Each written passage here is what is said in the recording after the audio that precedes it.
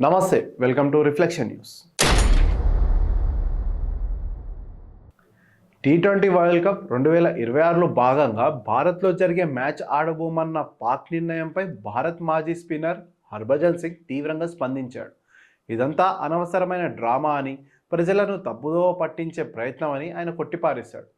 సంబంధం లేని విషయంలో పాకిస్తాన్ అనవసరంగా తలదూరుస్తోందని విమర్శించాడు. బంగ్లాదేశ్ వరల్డ్ కప్ మ్యాచ్లను భారత్ నుంచి తరలించాలని డిమాండ్ను ఐసీసీ తిరస్కరించింది. దీనికి నిరసనగా పాకిస్తాన్ ఈ నిర్ణయం తీసుకుంది. టోర్నీలో పాల్గొనేందుకు పాక్ జట్టుకి ఆ దేశ ప్రభుత్వం షరతులతో కూడిన అనుమతి ఇచ్చింది. ఈ నేపథ్యంలో తన యూట్యూబ్ ఛానల్లో మాట్లాడిన హర్భజన్ పాక్ వైఖరిని తప్పుపట్టాడు. ఇప్పుడు భారత్తో ఆడమని చెప్తున్నారు, కానీ కొంతకాలం తర్వాత ఐసీసీని ఒప్పుకోలేదని, మేము ఆడేందుకు సిద్ధంగా ఉన్నామని చెప్తారు. ఇదంతా బంగ్లాదేశ్కు మద్దతుగా నిలుస్తున్నామని చెప్పుకోవడానికి ఆడుతున్న నాటకమని విమర్శించాడు. భారత్తో ఆడకూడదనే నిర్ణయం తీసుకున్నారు కదా, దానికి కట్టుబడి ఉండండి, చూద్దాం, మీకు ఆ దమ్ముందో లేదో తెలుస్తుందని సవాల్ విసిరాడు. గతంలో ఆసియా కప్ సమయంలో ఆదాయం కోసం తటస్థ వేదికపై ఆడిన విషయాన్ని ఈ సందర్భంగా హర్భజన్ గుర్తు చేశారు.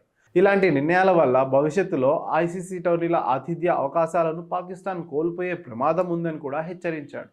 పాకిస్తాన్ నిర్ణయంపై భారత్ క్రికెట్ దిగ్గజం సునీల్ గవాస్కర్ కూడా నిప్పులు చెరిగారు.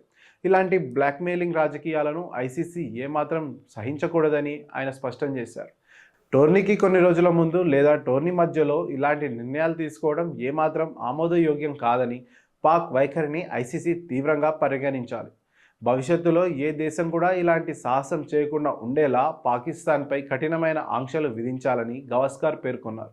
కేవలం పాయింట్ల కోత విధించడమే కాకుండా ఆర్థికపరమైన జరిమానాలు కూడా వేయాలని ఆయన సూచించారు. జై హింద్.